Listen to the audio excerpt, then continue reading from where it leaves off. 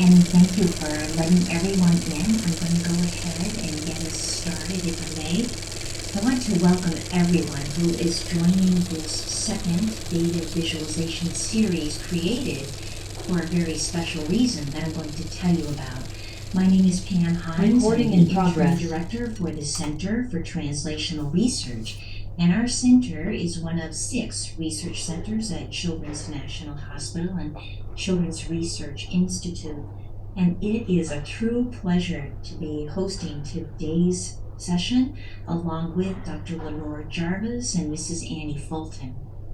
I wanted to tell you just a little bit about the Center for Translational Research and this executive committee. There are several members of the executive committee on today, and I want to pay tribute to them. They chose to use a budget category to create as a gift to everyone else who would be interested in data this series on data visualization. We recognize that data are powerful, but how we use and display them makes them ever more useful to benefit the health of children, adolescents, young adults, and their families. So we created a 3-part series, and that is how to use data visually for peer scientists, another for lay audiences, and a third for hospital administrators. And we are thrilled today to have Dr. Robert Laramee join us. I have to tell you, he's a really interesting, even fascinating man.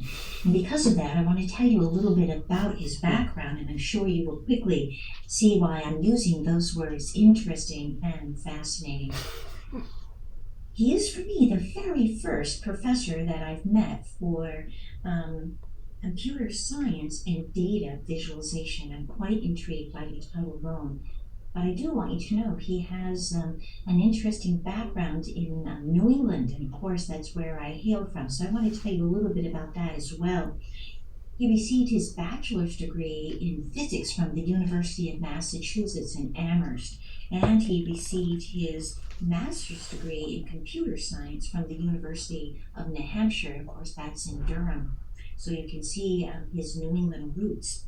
But he then went on to receive his PhD in computer science at the Vienna University of Technology in Austria. So you begin to see where he is really becoming ever more interesting as he goes through his career. He's been employed in industry, and he's been employed in academics and write memos at the University of Nottingham in the UK. Again, as I shared with you, a full professor in computer science and data visualization. It is our pleasure to have him host today for us what is a really intriguing title, the second in our series on data visualization, the title, Reframing the Complex to the Simple. May I bring forward to all of us Dr. Robert Laramee. Dr. Laramee. Thank you very much, Pam, for that great introduction. I really appreciate it. And I thank everybody for joining today and the invitation. It's an honor and a privilege to speak before such a distinguished audience. And I probably should share my screen.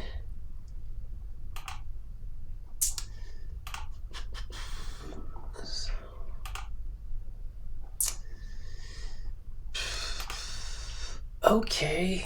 Let's see. Can everybody see my screen? Yes. Okay, great. So the title of this talk is called Star EHR Visualization. So my name is Bob Laramee. I'm coming from the School of Computer Science at the University of Nottingham. And I work in a group called the Visualization, Text Analytics, and Graphics Group, also known as VizTag. Before I start, I just want to mention a few things. Feel free to interrupt me at any time. Sometimes I might show a slide or say something that's a little bit mysterious because I have a specialization in data visualization and maybe some people in the audience don't. So I might be assuming too much background knowledge. So don't be afraid to interject or ask questions at any time. The other thing is I won't be probably paying too much attention to the chat. I don't actually see the chat right at this second. So if anybody posts a question in the chat, please bring it to my attention. It would be great if somebody could bring it to my attention, because I don't actually see the chat at this second. Oh wait, there it is. Maybe I can, okay, let me see if I can, okay, maybe there is a chance that I will see the comments in the chat. We'll see. But if somebody could bring it to my attention, that would be great. You can do so, Robert. The third thing is, if anybody's interested in collaborating on a visualization project, I'm very interested in anything related to health, right? I've been studying health data since around 2014. So, and we have an active project on visualization of health data in various forms. So if anybody's interested in discussing further possibilities after this talk or sometime in the future, please let me know. Yeah. Okay, so just a little introduction. I think everybody in the audience already knows about the importance of visualizing health data, but just to make it more black and white, there are a number of recent initiatives aimed at improving the collective health using a data-centric approach, right? An executive order by the US President in 2004 emphasized the importance of a data-centric approach in understanding collective health. There's a very, very large initiative called the SAIL Data Bank based in Wales that started in 2009 or around 2009 that collects electronic health records for the United Kingdom and then studies them. There was a Horizon 2020 initiative based on the idea of visual analysis of electronic health records, and there are many other data-centric initiatives based around the study of health data. And it's widely believed and accepted that a nation's health can be improved through the collection and analysis of electronic health records. So that's going to be sort of the theme of today's discussion. And from what I understand, it's 90 minutes. We have around 90 minutes. So rather than me speaking for, let's say, 80 minutes in a row and sort of killing everybody, I thought it might make more sense to try to have 3 parts, right? So the presentation is divided into 3 parts. One is part 1, the EHR Star. So it's a literature survey. And the literature survey discusses data visualization papers with a focus on health data. And then part 2 is a more in-depth look at one application of data visualization to population health records. It's a geospatial visualization approach to the analysis of population health records. Part 3 is a more in-depth look at an application involving natural language processing and electronic health records. So how can we leverage visual interfaces, natural language processing to analyze electronic health records? I think a good sort of approach would be to discuss each part for about 20 minutes, and then we have a break for 5 to 10 minutes that it's centered around any comments or questions, maybe a discussion, and then move on to the next part. So there will be like 20 minutes break for questions, another 20 minutes break for questions, another 20-minute break for questions, and so on. Does that make sense to everybody? There's some comment in the chat. Why is it 3-star? Okay, so the title is based on these 3 parts, right? So this is star 1, star 2, and star 3. Yeah, that's the idea, 3 stars. You'll hear me referring to different papers and PDFs, and a copy of all the PDFs that I refer to are on my webpage, right? So you can find anything related to this talk based on my webpage. And there'll be some links to further information throughout the presentation as well. And I can share the slides as well after the talk so everybody can have a look at them. Any questions? Any other questions so far before we start? So part one is kind of like an overview, but it's about a collection of literature published in data visualization on the analysis of health data. So it's an overview. We also call it a state-of-the-art report. So we wrote a state-of-the-art report for electronic health records visualization literature. It contains over 200 related references, and it also features 19 tables. It describes different ways that we classify the literature. So the literature classification is based on reoccurring themes, so themes that keep appearing over and over in the papers. And we also include something called the Unified Medical Language System in there. So we map research papers to key terms using the Unified Medical Language System. Is that something that some of the audience is familiar with already? Is anybody in the audience familiar with the Unified Medical Language System already, just out of curiosity? Okay. I just was wondering how many people are using that. We also include a survey of open access health data resources because open access health data is very challenging to find. So we put a lot of effort into finding open health data sets that anybody can analyze. And we also present an overview of future challenges and unsolved problems in the field of visualization of health data. And as part of the supplementary material includes something called an EHR Star browser. So if I click on that, it's actually a web page that includes all the literature in the survey. So you can browse through the literature and find out like more details about any of the papers and what's in the survey.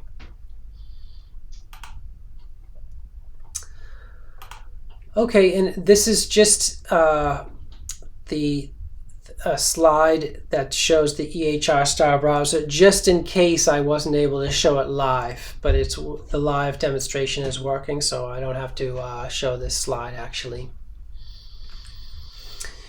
So an overview of the Star, it is a PDF, by the way. So the EHR Star is a PDF. I can just show briefly. That's what it looks like, right? It's a literature survey, right? And that's the actual PDF of all the papers and all the literature. Right? It's something like 30 pages long, right? So if you're looking for an overview of all the literature on the data visualization of health data, you can have a look at that. So what does it have? It's got a summary of all the challenges that we face in the field of visualization of health data. We describe our literature search methodology, so the process that we went through to find all the literature and collect it together. Some of basically the themes that we include in the survey, and then the material that we leave out, so the boundary of what's included and what's left out. We have a special section on terminology, so the terminology that's used in the literature, and we're going to actually discuss that here and now a little bit. We present multiple literature classifications, so those are ways in which we group related papers together. So we assign all the papers to a group, and in some cases we have multiple classifications, and I'm going to show you some of those classifications now. Of course, there's a related work section that points to previous literature surveys in the field, related literature surveys. And then the literature itself is divided into different categories. So these are all papers that are related to visualization of EHR data. So there are several papers that address this topic, and they have reoccurring themes in them. So some of the visualization papers incorporate machine learning. Some of them incorporate natural language processing. Some of them incorporate something called event sequence simplification. Some of them focus on visual analytics and comparison. Some of them have a special focus on clustering, as well as other techniques.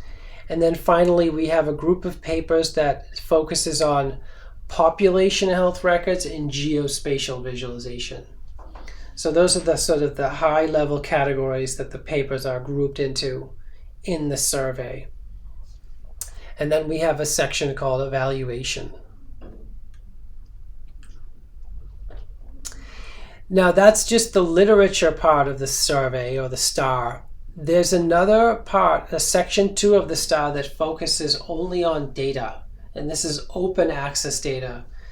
Because one of the things we struggle with in this area is gaining access to health-related data, right? Health-related data is surrounded by privacy and confidentiality sort of challenges and barriers, for good reason.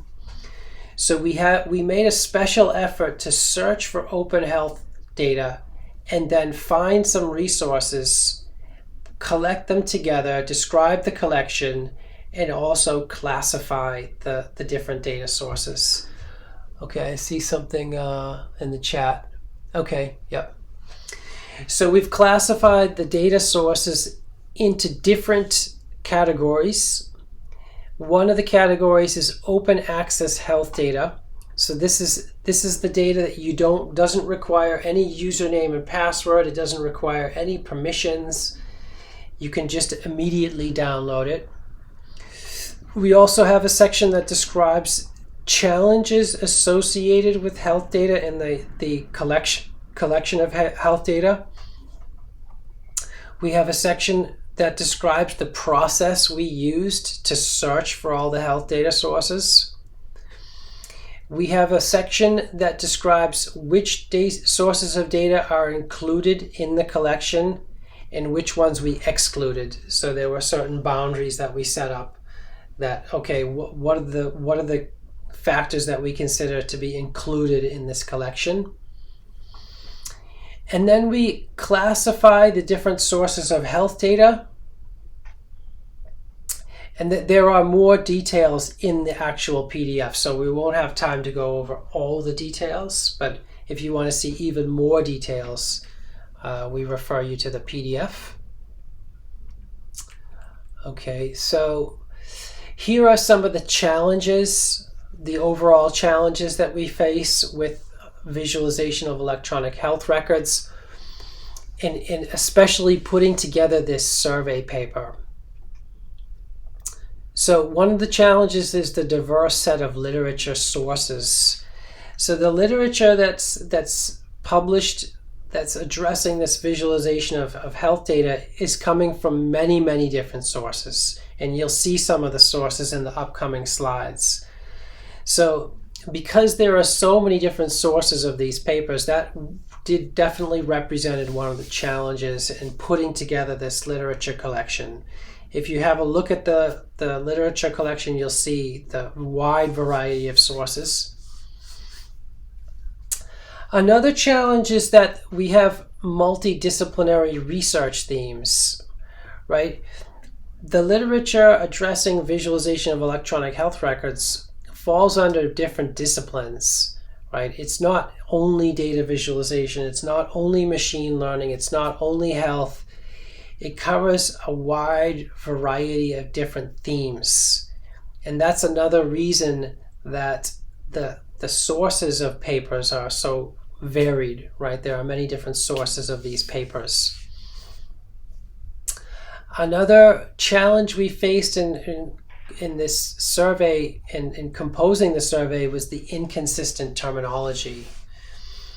In fact, there is no universal definition of electronic health record.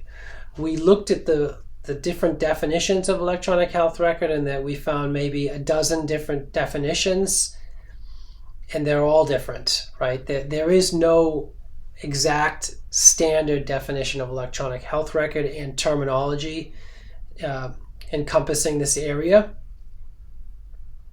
And then in terms of the health data itself, there are lots of challenges associated with health data that I think a lot of the audience is familiar with, right? Acquiring health data for analysis is definitely a challenge, right, due to privacy and confidentiality barriers, right? There are lots of barriers around data protection for good reason, right? But this makes the analysis of such data more challenging. And there are issues around data heterogeneity, which just means that health data encompasses many different types, right? It could be numeric data, it can be categorical data, it can be unstructured text data, it can be image data, right? So there are lots of different data types encoded in electronic health records. This is a classic challenge that applies to basically all fields, is scalability, right? How do we design visualization techniques and approaches that are scalable? In other words, sometimes we have billions of electronic health records. What are some of the visual paradigms that we can use to scale up to millions or billions of electronic health records? And of course, we have high dimensionality as one of our challenges, right? Electronic health records are what we call high dimensional. And that means they have several different characteristics, like the location they're associated with, the person or the cohort they're associated with, the time span they're associated with, and so on. This is just a little view, a little window into the sources of data visualization literature surrounding electronic health records. This is the literature that we look at as data visualization scientists. These are the kind of journals and conferences that we look at and that publish papers based on the visualization of health data. And these are all what we would call visualization venues. So one of the visualization venues is the IEEE Transactions on Visualization and Computer Graphics. This is a big journal in our field, right? Probably most of you have never seen these before, but this is this sort of group of journals and conferences that a visualization scientist would look at in order to discover literature on visualization of EHR data, right? There's a workshop called Visual Analytics in Healthcare, right? These are the years it took place. And then in this column, we have the number of papers in the survey that are featured from this venue. So we have 16 papers from IEEE TVCG. We have four papers from this workshop. We have 3 papers from the Eurographics UK Computer Graphics and Visual Computing Conference. We have 2 papers from the IEEE Workshop on Visualization of Electronic Health Records, and so on, right? And these are the years that the publications are featured in. And then we have a collection of sources that we call non-visualization venues. These are journals in conferences that are in other fields that aren't what we would not call visualization, right? It's another audience. However, they still will publish papers that focus on the visualization of electronic health records, right? One of them is called the ACM Human Factors in Computing Systems. So we have 3 papers from this event in our survey. We have 2 papers from the American Medical Informatics Association Annual Symposium, right? Those are included in the survey. And then we have, it's not a random collection, but we have quite a diverse collection of other sources, right? Methods of Information in Medicine, Conference on Advanced Visual Interfaces, Journal of Universal Computer Science, IEEE Transactions on Information Technology, and so on. So these are the venues where we collected the literature. These are the years those papers were published. And these are the number of papers that we included from that source that fit our scope. So a little bit about terminology. We mentioned that terminology was one of the challenges associated with the visualization of EHR data. So these are some of the terms we found, right? We found the electronic health record, right? This is the definition that we ended up using for our survey. A longitudinal collection of comprehensive patient medical information in machine-readable formats, maintained and shared by healthcare providers and stored securely in an electronic system. That's the definition that we go by in the survey, in the STAR itself. If you look at the STAR, the PDF, you'll find many other definitions of electronic health records, actually.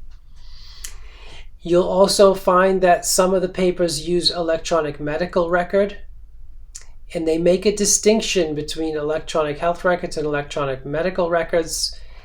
An electronic medical record is used internally only, right? That's the distinction between EMR and EHR. There's another term called PHR, Personal Health Record. This is managed by a data owner, the individual, and shared only when authorized.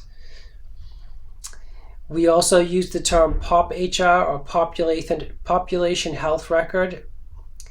So this is similar to an EHR, but defined on a given population, or a set of people, a cohort of people, or a group of people, right? That's when we use POP-HR. And then we also use the Unified Medical Language System. So we map every research paper in the survey to a set of terms, these standardized terms, right? A standardized list of medical concepts, terms with unique IDs to help describe the literature. And this is a little snapshot into the world of UMLS, right? UMLS is a standardized set of terms used to describe health-related concepts, right? And you can actually see the map of terms and here a little schematic, right? This is a hierarchical schematic, right? It has genetic knowledge bases, biomedical literature, genome annotations, autonomy, and so on as part of its collection. So this is just showing a little snapshot of what our literature classification looks like by UMLS terms. So on the left column, we have a UMLS code. So every term in the UMLS database has a unique ID. And then we have in the second column the UMLS term used, right? For example, anorexia nervosa, or arterial fibrillation, cardiovascular diseases, colonoscopy, and so on.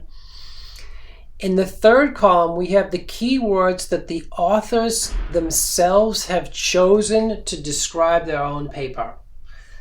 Right? Most authors have no idea about the UMLS terminology, right? So they chose their own words, their own keywords to list in their paper, and those are listed here. So in this particular case, this paper chose exactly the right keyword to describe their paper, right? These authors also chose a good set of words, right? Because it maps very well to the UMLS term. But you can see there are some things that don't match up, right? This is a good match. And then there are some papers that have no keywords at all. And then in the 4th, 5th, and 6th, 7th, 8th, 9th columns, what we've done is we've looked at the number of electronic health records visualized in the paper. In other words, how many records at the same time do they show in a single image? And we've put the papers in different categories. So for example, these 3 papers only show 1 record at a time. These 4 papers will show anywhere from 2 to 100 records simultaneously, and so on, right?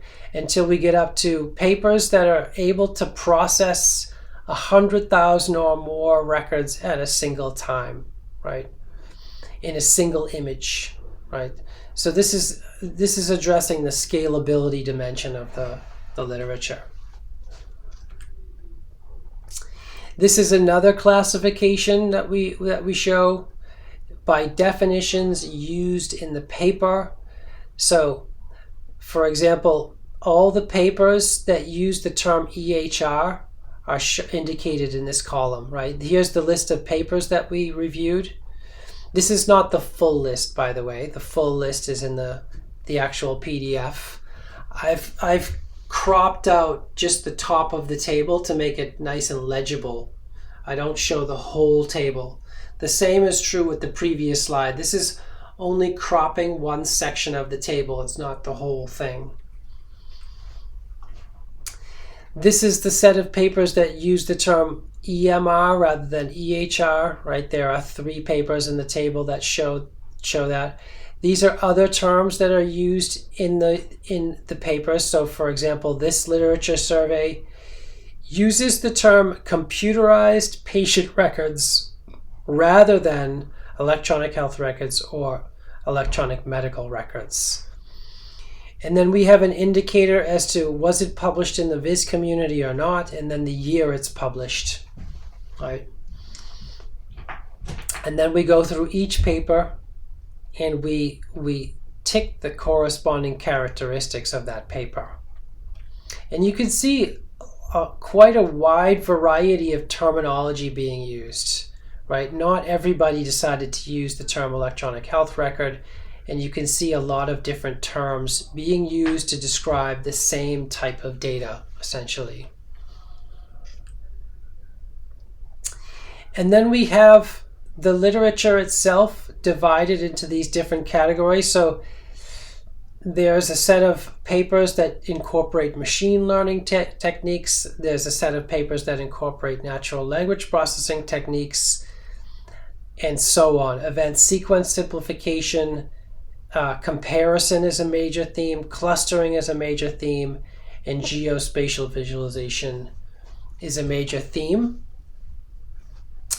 And today, after part 1, we're actually going to look in at depth in this at an application of natural language processing, and we're going to look at an application of geospatial visualization.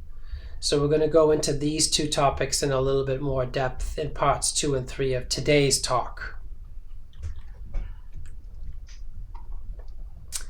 And we have a big table. Again, this is only the top section of the table, so we can zoom in and see it if I show the whole table, then the font will be too small and you won't be able to see it. So I've taken a snapshot of just the top of the table so you can see what it looks like. In the first column are the papers that we describe in the survey, and then in the next columns are the focus areas or the complementary techniques that are used in the paper, right? Machine learning, natural language processing, event sequence simplification, geospatial visualization, and so on. And then the final column is the year in which they're published. This is an overview of the papers that use machine learning as part of their analysis, right? So we've got the papers themselves, the machine learning topics that are used, and then the UMLS terms that they map to, and the year they are published. This is an overview of all the papers that use natural language processing. So there are 1, 2, 3, 4, 5, 6 papers that use natural language processing. This is the different kinds of natural processing techniques they use. This is the UMLS term they map to, and this is the year that they're published. This is one of the papers that we're going to talk about. So this is a natural language processing example, right? We're going to go into depth on this particular one in part 3 of the talk. And then we have the papers that focus on event sequence simplification, right? The list of papers, the types of events that they focus on. So for example, hospital discharge and transfer flows, congestive heart failure events, prescription events, diagnoses, lab tests and medications, respiratory and radiation, stroke, and so on. This is the UMLS term that we map the particular research paper to, and this is the year that they were published. These are all the different papers that focus on comparison techniques, visual analytics and comparison techniques. And these are the different approaches that visualization researchers use to compare things like juxtaposition, superposition, and explicit encoding. There's the UMLS term that each paper maps to, and this is the year that it's published. We have our collection of geospatial visualization, right? There are 1, 2, 3, 4, 5, 6, 7, 8, 9, 10, 11 papers that incorporate geospatial visualization techniques. These are the regions that they focus on, the different countries, for example. The UMLS term that they map to, and the year in which they're published. And we are going, in part 2 of the talk, we're going to look at depth at one of these examples. So we're going to look at an example of visualization of population health records incorporating geospace, right? So a geospatial visualization technique for population health records. That's going to be part 2 of today's talk. Okay, so that's part 1. Part 1 is just an overview of the EHR Star. So the name of the survey is called EHR Star, the state-of-the-art and interactive EHR visualization, right? That's the name of our literature review. And that's the end of our part 1. By the way, if you're interested, there's a full-length version of this talk on YouTube. It's a 1-hour presentation that goes into the literature review in more detail, so for an hour. Any questions about part 1, the literature classification, the EHR Star?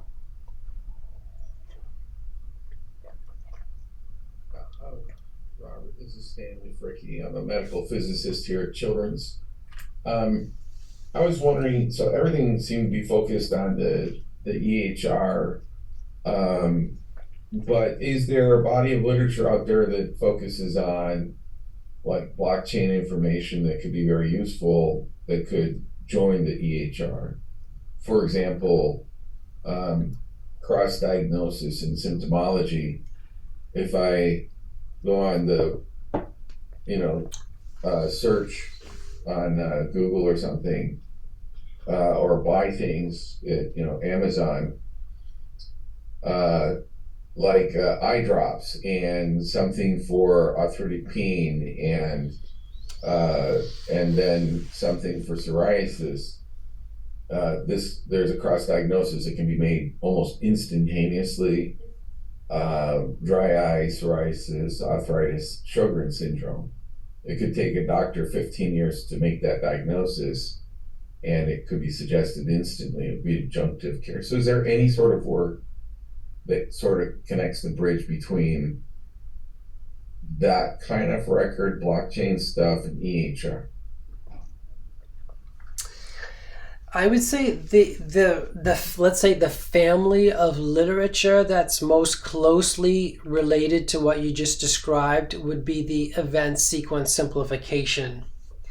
So that specific set of events that you just described is not covered in this as these set of events.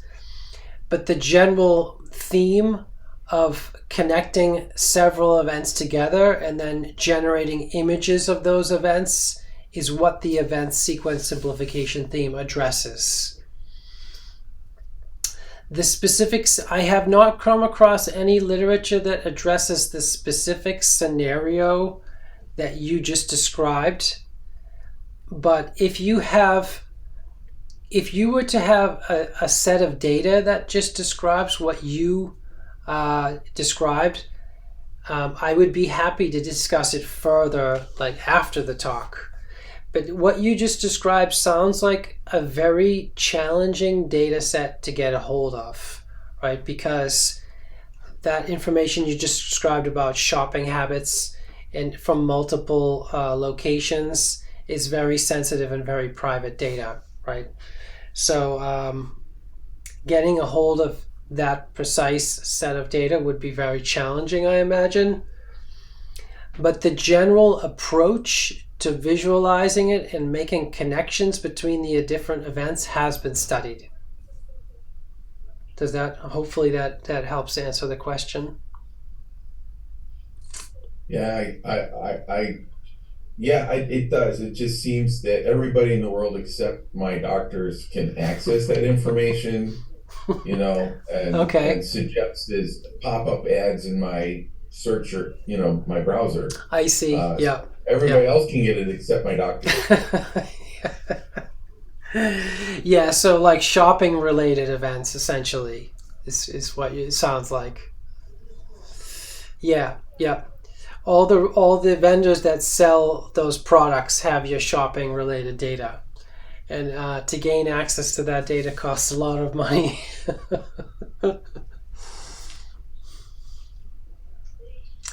Any other questions about the literature, the data visualization literature on electronic health records?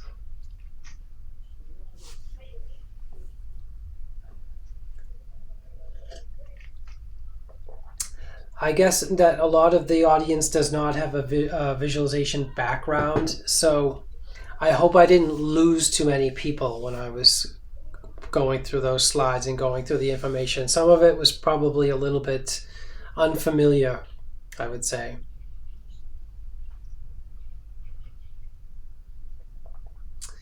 Any other questions or comments?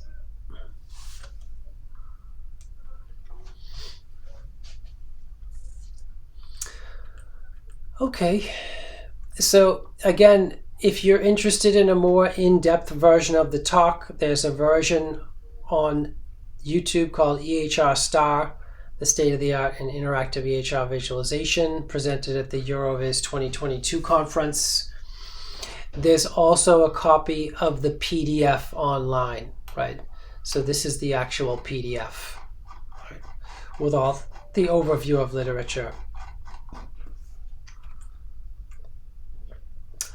Okay, in that case, we'll go on to part two.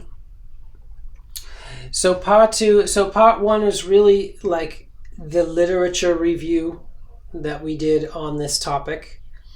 Now, part two is a specific application, right, where we try to come up with some innovative data visualization techniques that we can use to explore and visualize population health records.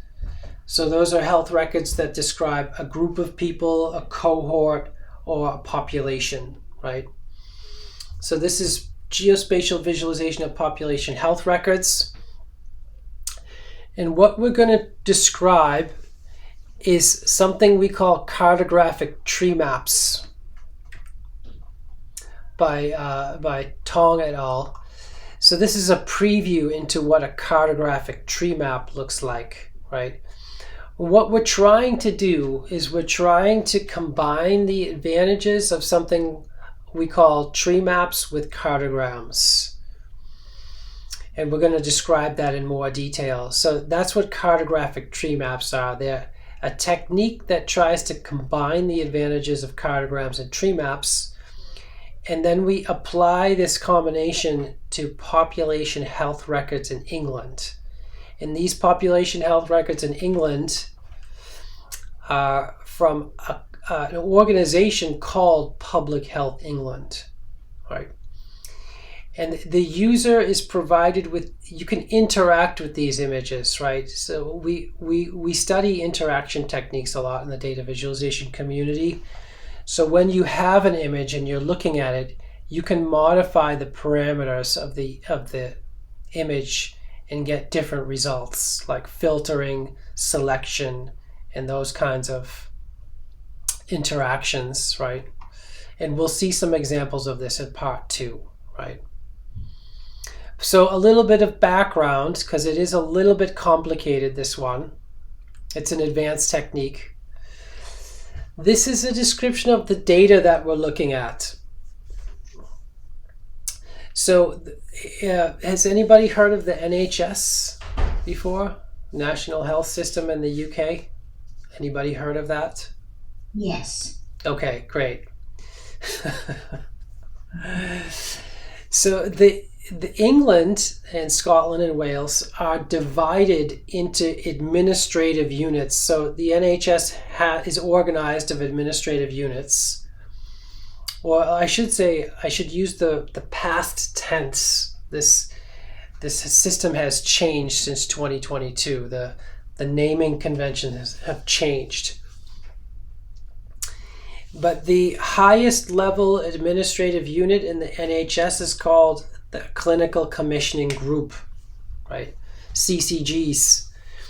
CCGs were clinically led statutory NHS bodies responsible for planning and commissioning of healthcare services for their local area.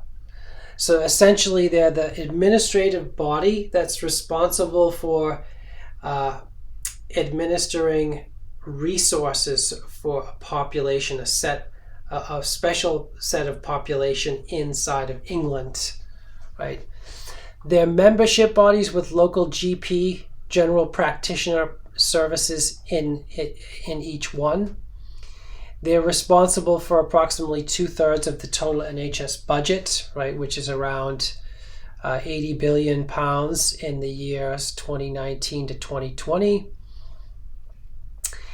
They're responsible for commissioning healthcare, including mental health services, urgent and emergency care, elective hospital services, and community care, right, for their local region, right?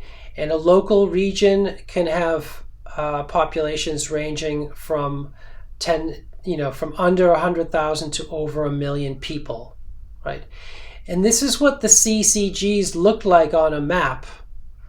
So each one of these regions is a CCG mapped to England, right? And you can see that each CCG has a unique identifier and it has a unique name, right? And we can count them, actually. On this map, there are 196, it looks like, on this particular map. The number actually changes from year to year, because sometimes they get merged and sometimes they get split. But it gives you a rough idea of how the resources, the NHS resources, are allocated across England, connected to the geospace, right? And if you look carefully, I don't know if everybody has been to London. Anybody been to London? Anyone in the audience? Indeed. So can everybody see London here? I'm putting my mouse over London. Can everybody see the London region? Yes. So that's a problem, right? Because even when you look at this map of CCGs, you have this massive compression around London, right? Because London is so densely populated. So in this particular map, the people whoever designed this map didn't know what to do about London, right? They just compressed all the data related to London into this very fuzzy gray region, because there's so much data compressed into such a small area, right? This is I'm pointing this out because this is one of the reasons we chose cartographic tree maps to depict this data, actually.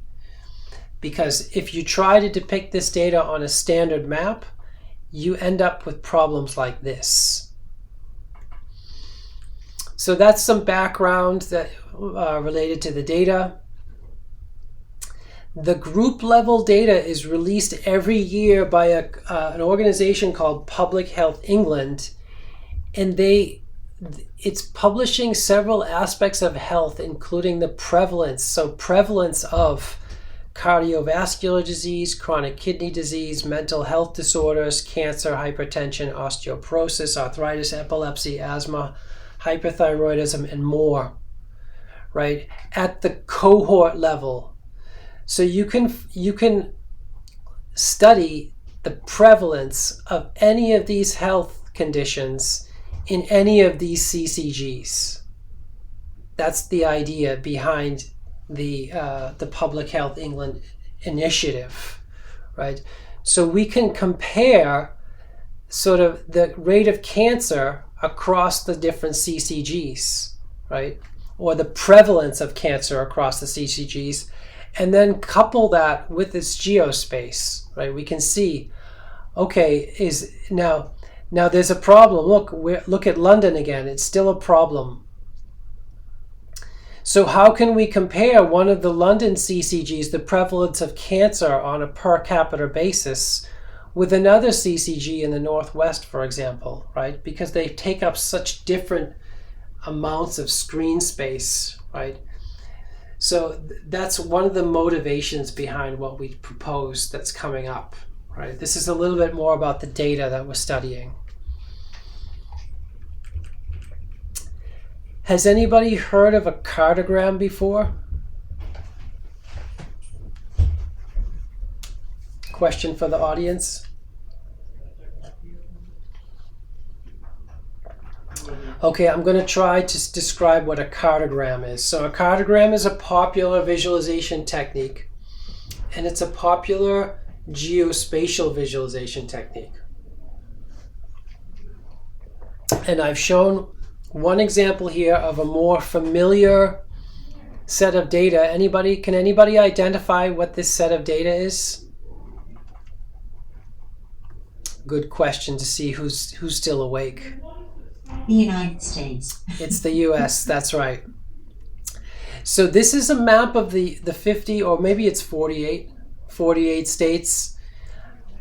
But each state is now mapped to an ellipse rather than using the original political boundaries or the land boundaries, right? So our favorite state, Massachusetts, is up here in the northeast. And Massachusetts no longer has that strange shape. It's mapped to an ellipse, right? And in this case, the ellipse is representing the ratio of obese adults, right? So the prevalence of obese adults is around 12% in the state of Massachusetts. You can see that by the size of the ellipse and by the color. So the color and the size are redundant in this case, right? And here we see, I think that's Mississippi, right? MS is Mississippi. So Mississippi has a much higher prevalence of obesity than Massachusetts, right? And we can make comparisons because this ellipse is darker and bigger than this ellipse. So this is what we call a Dorling style cartogram, and it lets us do two things. It lets us see an approximate map of a region. It's not an accurate map, right? So it's an approximate map. So we know that Massachusetts is in the northeast somewhere, so the ellipse representing Massachusetts is in the northeast, and we know that Mississippi is somewhere in the south, like southeast, right? So the location there's some location information, but some of the location information has been lost. But we've made a trade-off. We can do new things now. We can visualize and compare the rate of obesity between different states. So that's the idea. The cartograms replace the original geospatial boundaries with a new shape, like a glyph, an ellipse. It could be a square, could be a polygon, and that polygon encodes data.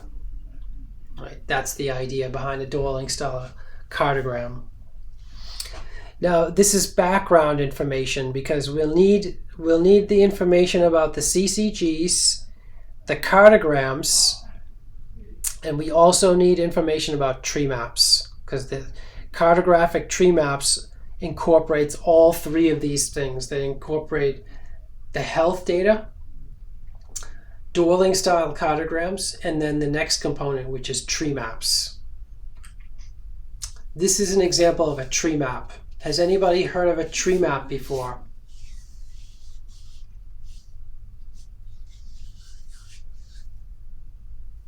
So someone has. I mean, hopefully you've seen this tree map. Has anybody seen this particular tree map before? If you haven't seen this, it's a great thing to have a look at. So I'm going to describe tree maps very briefly. So tree maps are an alternative data representation, and what they do is they fill the screen space with the data. So they make the most efficient use of the screen space. In other words, you have a given set of screen space that you can render images onto, and they spread out the data across the screen space so in a more efficient manner. So you get the big picture, an overview of your data, right? And what we're trying to do is combine the advantages of tree maps and cartograms, right? I'll discuss this tree map for a second. This is a tree map of the S&P 500, and it's showing the activity on the New York Stock Exchange and the NASDAQ, right? It's a hierarchical representation of data. So every company that's traded is allocated a rectangle in this tree map. So this rectangle is representing Microsoft stock, right? And it's in a group of other stocks together, as it's called software infrastructure, right? Looks like there are about 10 stocks in the software infrastructure group. There's another group called consumer electronics, right? And there in another group, so this is a hierarchy, right? Technology is at the top. Technology is divided up into software infrastructure, consumer electronics, and so on. And then at the next level of the hierarchy, we have the individual companies. Each company gets its own rectangle. The size of the rectangle is mapped to, in this case, the volume of trading that day on the stock market. So Microsoft was the most traded stock on this day because it has the largest rectangle in the tree map. And then the color is mapped to the price. So if the price of the stock goes down, it gets a red color. If the stock price goes up, it gets a green color. And immediately you can get, in just 2 seconds, you can get an overview of the stock market activity for a day, right? You know which companies went down in value and which companies went up in value, and the volume of trading that happened that day, right? So this day was a good day for Nvidia, right? Because there was a large volume of trading and the stock price went up by 3.71% that day. And we can see an overview of all I think this is 500 companies, right? This is the S&P 500 is composed of 500 companies. We can get an overview of the trading activity for a day of 500 companies in a glimpse, right? In just a few seconds. Okay. Yes, the market cap is also correlated. So yes, that's right. Strictly speaking, the size represents the volume of stocks trade, but the volume of stocks traded is usually correlated to market cap. Yeah. Yes. Okay. Good that this audience is familiar with tree maps. That's very good. Yes, that's true. The red-green color scheme, red-green color scheme, say that 10 times fast, is not ideal from an accessibility point of view because a lot of people are colorblind. However, you can modify the color map, right? You can change it to grayscale or something else that's more accessible.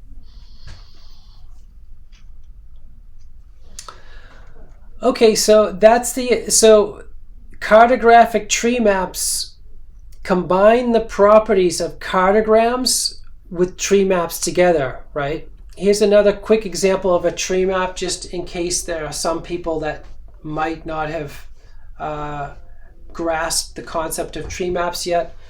This is a tree map of dietary effects on the environment.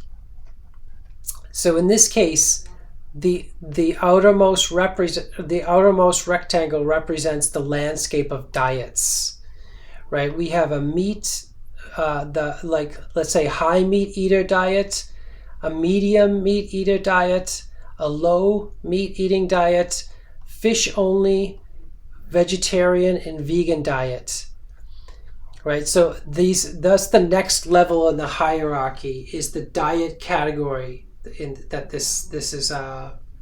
each person falls into, right? This is a survey of people. I think it's a survey of around 10,000 people in which diet category they fall into. And then the next level in the hierarchy is the impact that these different diet choices have on the environment, right? And the environmental factors, some of the environmental factors that are considered and measured in this study are acidification, greenhouse gases, N2O, eutrophication, and so on, right? Land usage, water usage, biodiversity impact, and water scarcity, right? And the impact is mapped to the size of the rectangle. So the greater the size of the rectangle is, the greater the impact the diet has on the environment, right? And then there's a redundant encoding. There's an area and color-based encoding that are redundant in this map.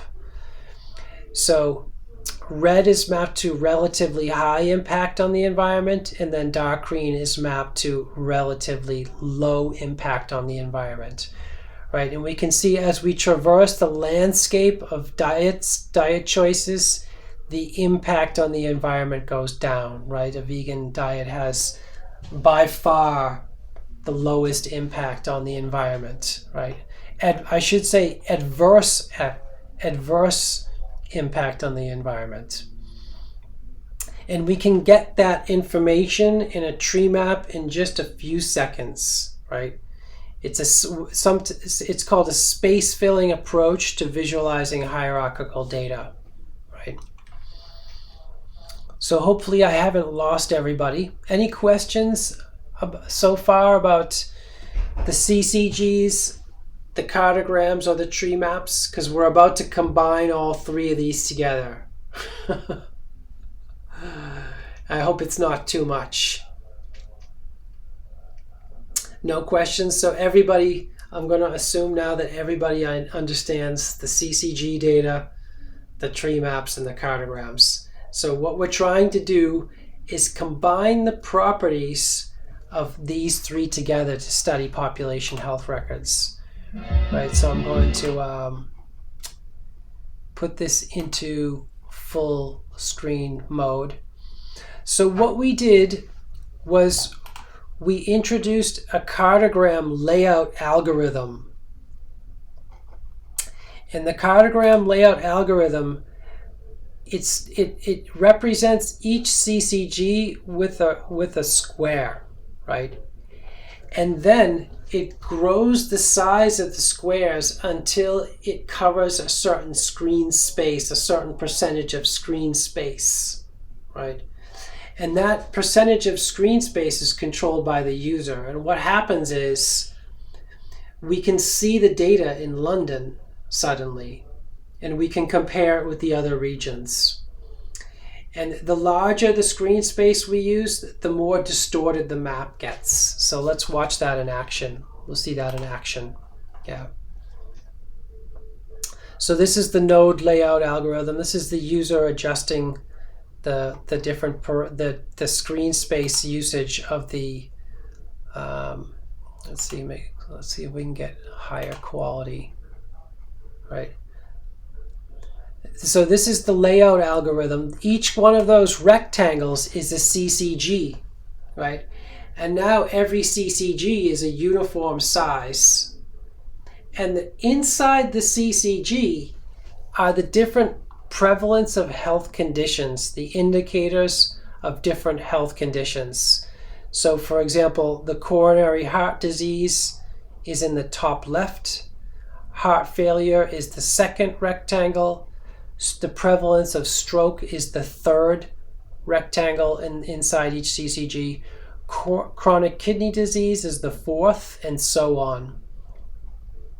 And as soon as we create this cartographic tree map, we can see immediately within a second, that the two most prevalent health conditions across England are hypertension and diabetes, right? That's something you can see instantly, right? Compared to all the other health conditions, right? And that's noticeable by the very large rectangles that map to hypertension and diabetes, right? Very, very quick, right? And another thing we can notice is, remember London? When we looked at the traditional map of London, all the data was compressed into this tiny region that we couldn't really see.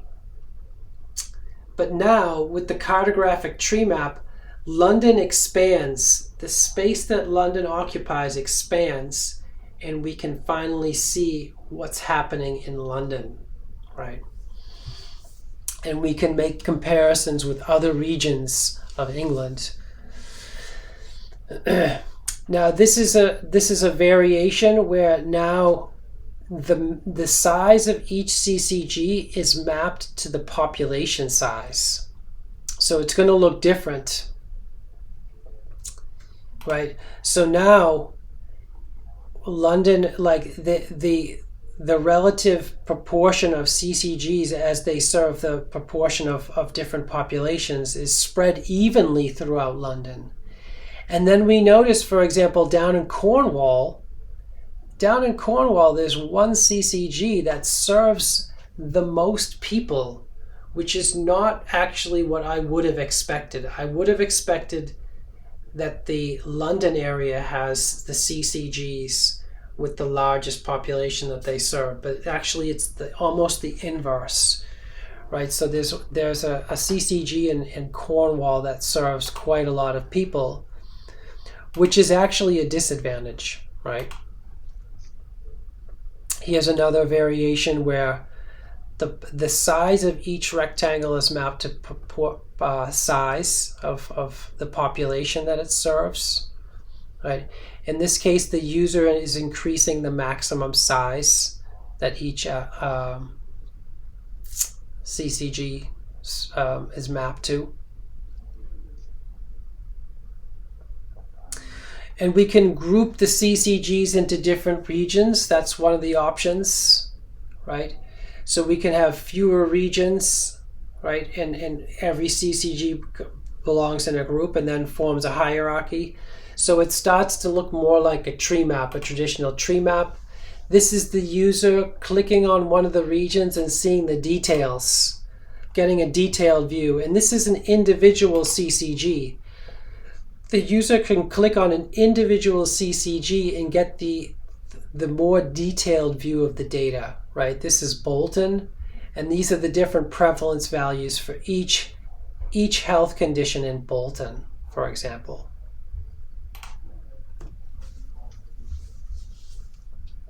So chronic kidney disease is quite prevalent in Bolton, for example.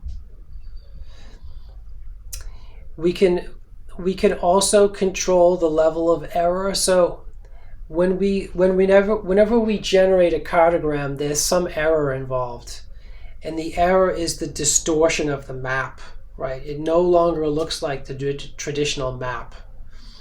And we can give the user control over the amount of error that they want to see, or the amount of error that they want to tolerate. So we came up with different metrics that measure the level of error and the level of distortion in the cartogram. That's probably not very interesting to this audience, but this kind of metric, this error metric, is very important for people studying data visualization and people studying computer science. This is sort of a requirement for that group of people.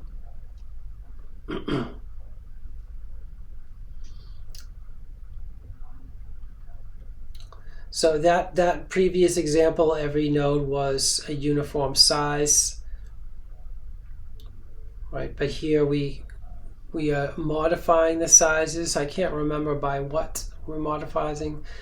This is a visualization of error. Again, the cartograms introduce some error, right, in the geospace. We can visualize the error, right? So these edges point to how far the nodes have been displaced from their original positions, right? They give an indication as to how far the nodes have been displaced from their original position and how they relate to other nodes. Somebody asked about color maps, right? Color maps are a constant discussion in the visualization community, and usually what we do is we just provide different color mapping options, right? If the user doesn't like a color map, a specific color map, we provide options that let the user change the color map to other kinds, right? Right. Some might be accessible, some might be less accessible, right? Here we're changing the rendering style of the cartograms, right? These are mostly aesthetic choices rather than accessibility choices. And here we apply a principle called focus and context. So the user can choose which prevalence or which aspects of health to focus on and which ones to place less focus on. So the user just chose to focus on all the prevalence values that have an above average value. So they just chose above average. So immediately we can see in the London area, the prevalence of mental health problems is the highest, or let's say above average, right? And then for the top left, the Northwest region, we see a larger prevalence, above average prevalence for diabetes, right?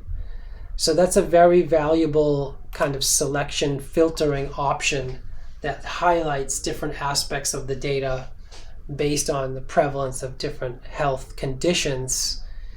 And they've just chosen the below average filter, right, to show any of the CCGs with below average. And you can see a lot of them are based around London. That happens to be also the location that has the youngest population, right?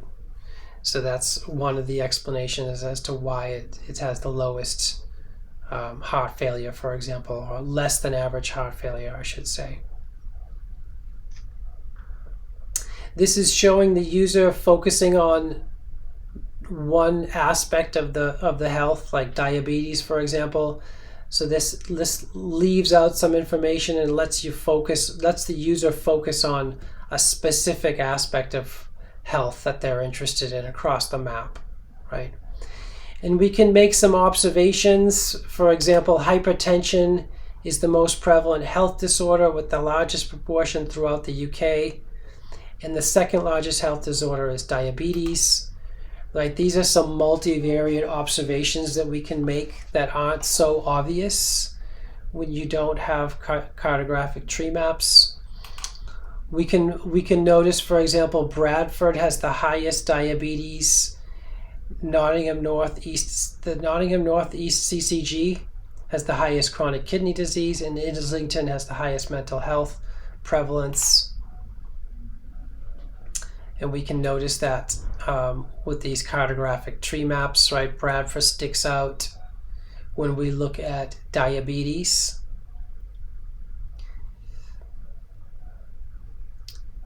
Chronic kidney disease, the Nottingham region sticks out, which is kind of an outlier.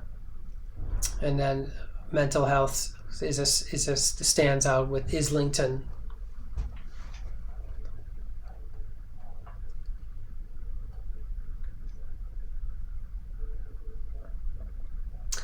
Okay, that's our view of population health records and geospatial visualization. If you're interested in more information, hold on. Are there any questions? That's our part 2. I need to hold on. Any questions about part 2 of our presentation?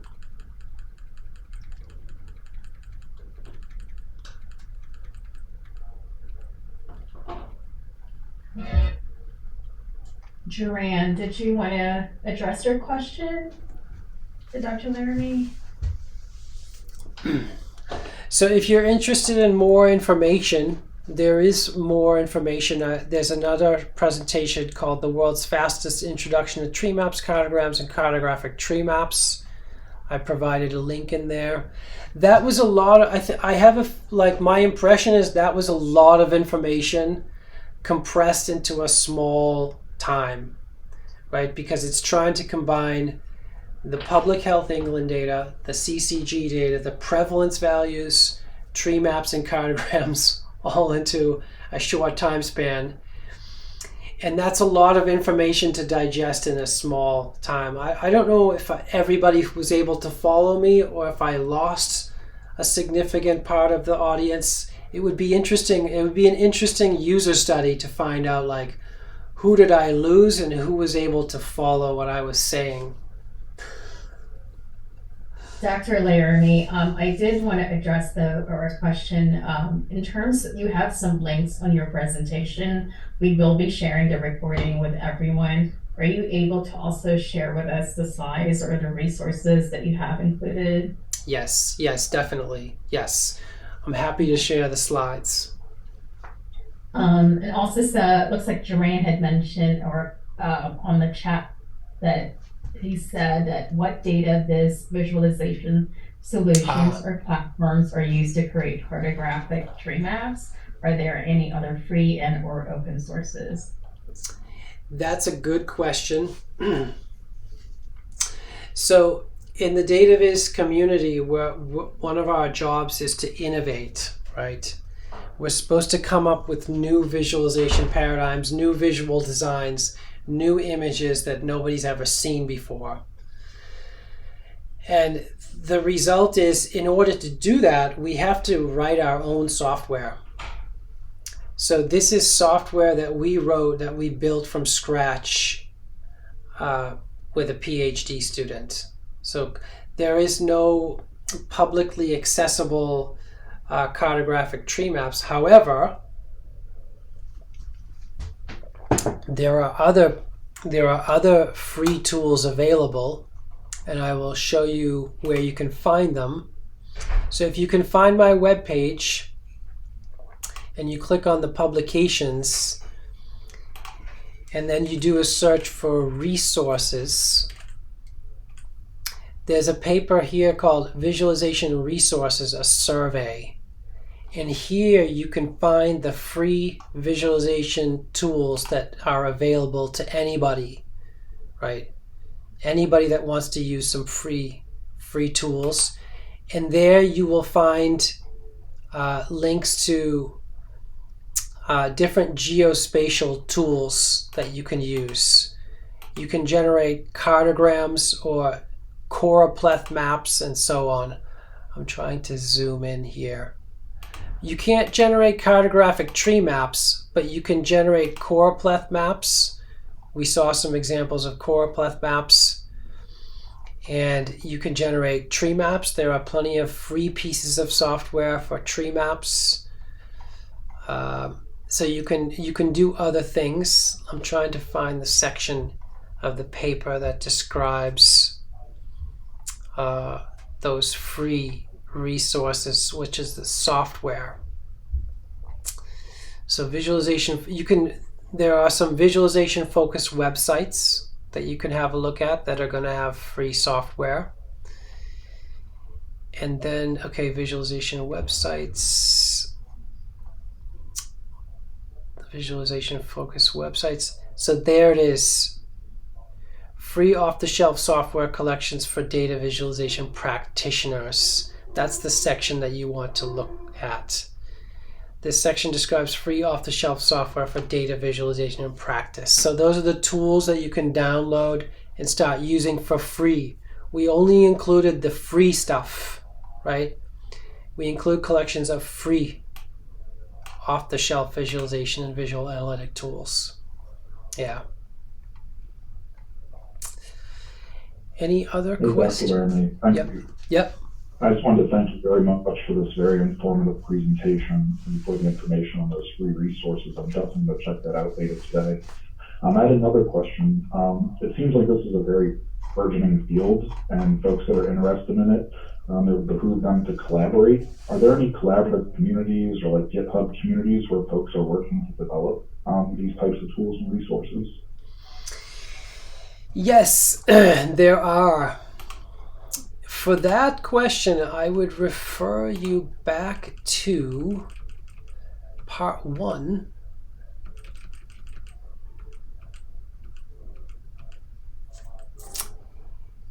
This slide, slide 9, visualization conferences and journals.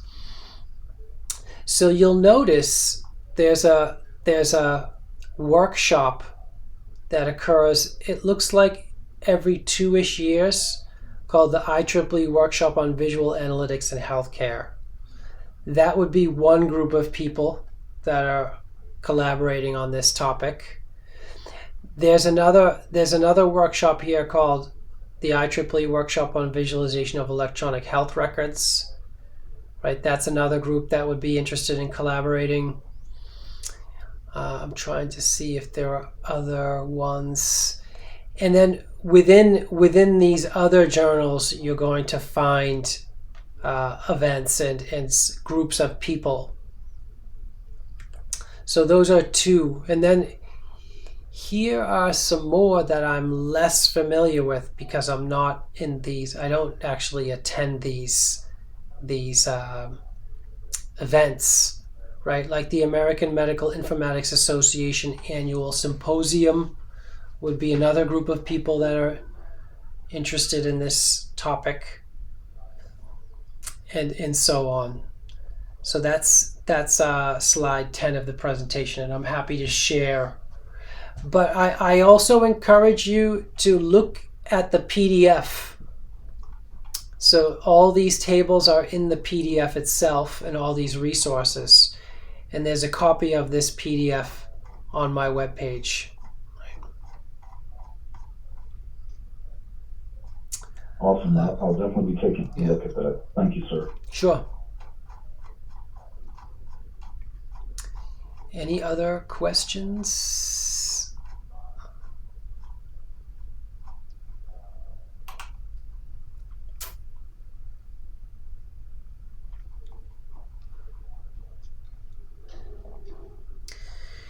Okay, so we have 5 minutes left. Am I correct?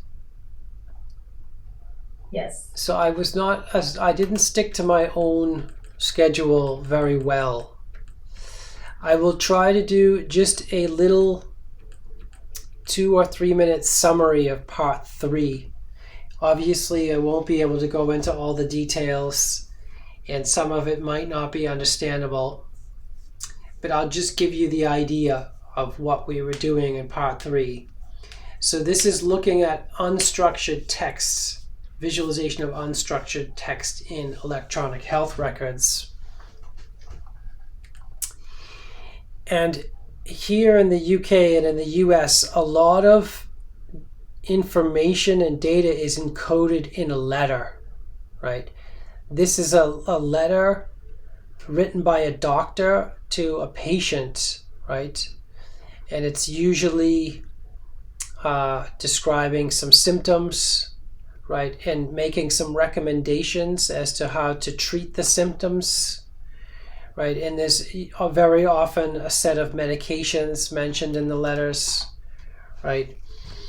And then the question is, if you have a large collection of letters, hundreds or thousands, tens of thousands, are there any visualization techniques that can be used to explore that data set or analyze those letters, the data in those letters? And if so, how is that possible? Like, how could such a system work? So this is one of the things we worked on. And the challenge here is that this is natural language text, which is unstructured and uncertain, right? So that's one of the challenges. So we developed a system called LetterVis, a letters-based view of clinic letters, that helps the user visualize and explore the patterns inside these letters, right? As a collection, like not just one letter at a time, but as a collection of hundreds or thousands of letters, right? This is an overview of what that visual interface looks like. So it's designed to support the exploration of unstructured clinical text. It has customized visual designs to identify and verify patterns and outliers. In this specific case, we're focusing on the analysis and comparison of anti-epileptic drugs, or AEDs, and their co-prescriptions, right? So we have a stack of letters, and they're all written by doctors to patients with epilepsy, and they're all making recommendations about anti-epileptic drugs, or AEDs. And to understand what our approach, the approach that we use, I'm using an image here. It's a stack of letters. So in data space, what we actually do is we stack all the letters on top of each other, right? Every single letter. And then we project them down onto a 2D plane, and we extract the important information out of them, and we visualize those features in this 2D plane that we call the letter space.